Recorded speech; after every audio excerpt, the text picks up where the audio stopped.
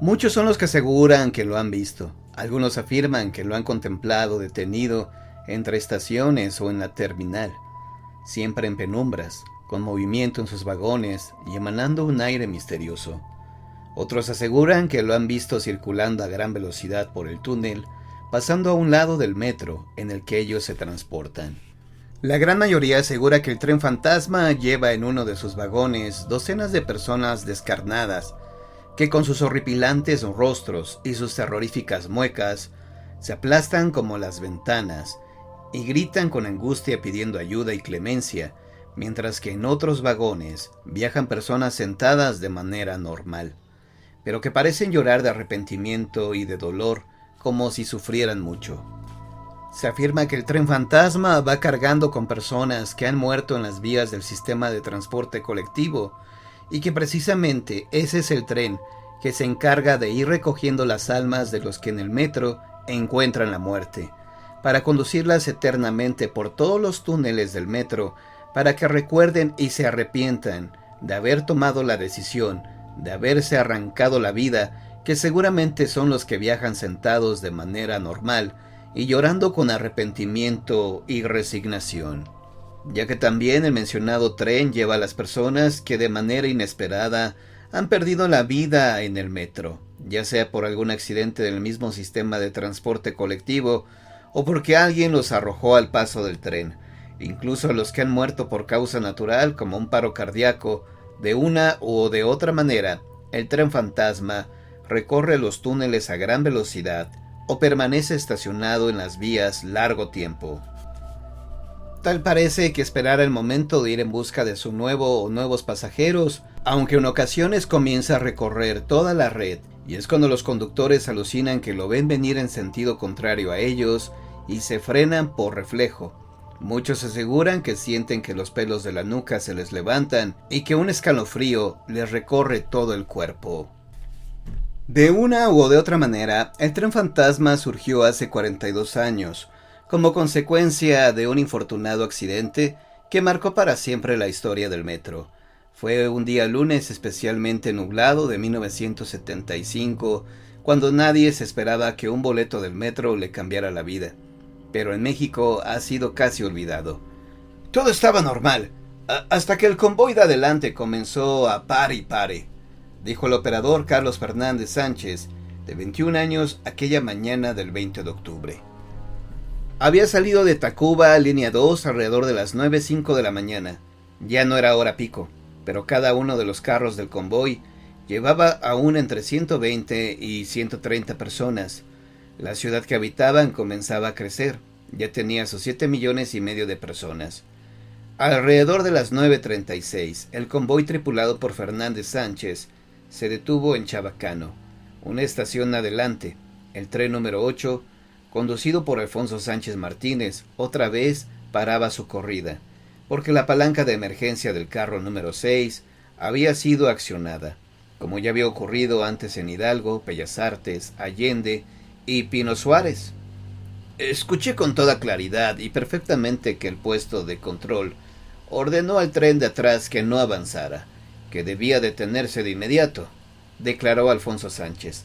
El operador amarró su tren, bajó de la cabina y se dispuso a desactivar la palanca.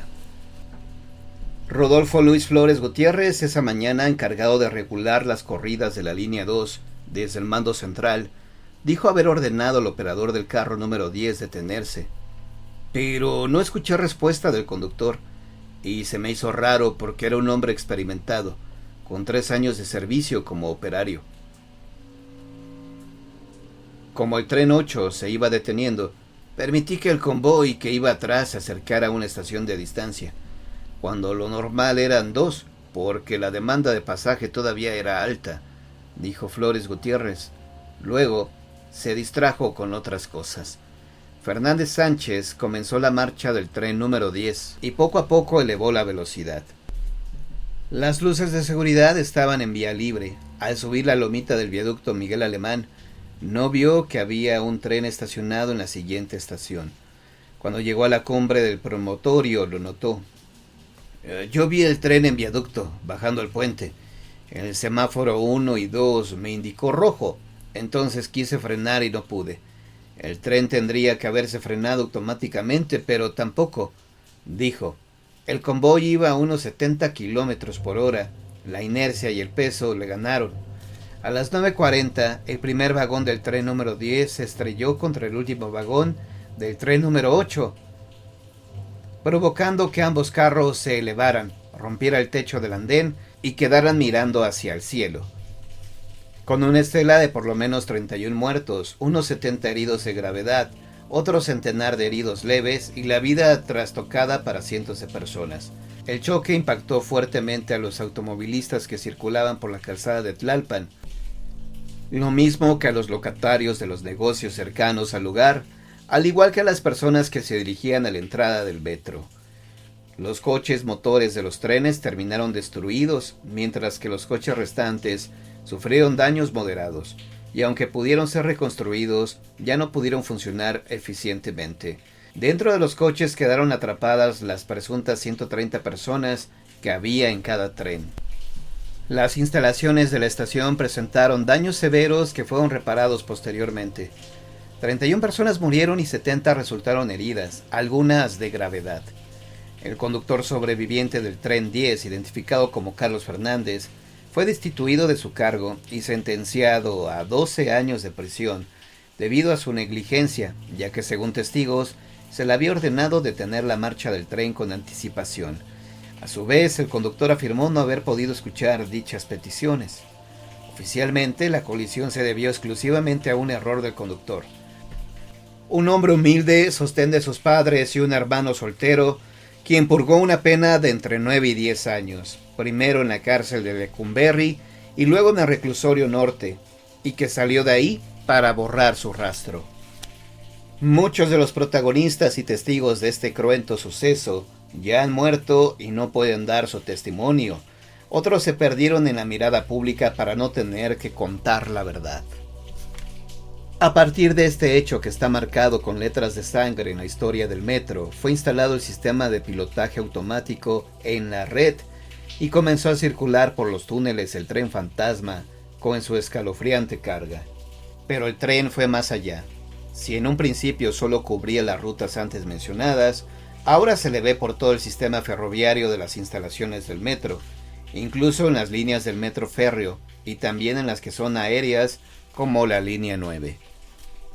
Así que si usted lo ve venir y detenerse para que aborde, tal vez sea porque ya ha llegado la hora de partir al final de su destino, ya que no a todas las personas les hace parada. Tampoco todos pueden verlo, aunque muchos aseguran que lo han visto detenerse en alguna estación en donde aborda una persona sin que nadie más pueda moverse o pueda introducirse en dicho tren.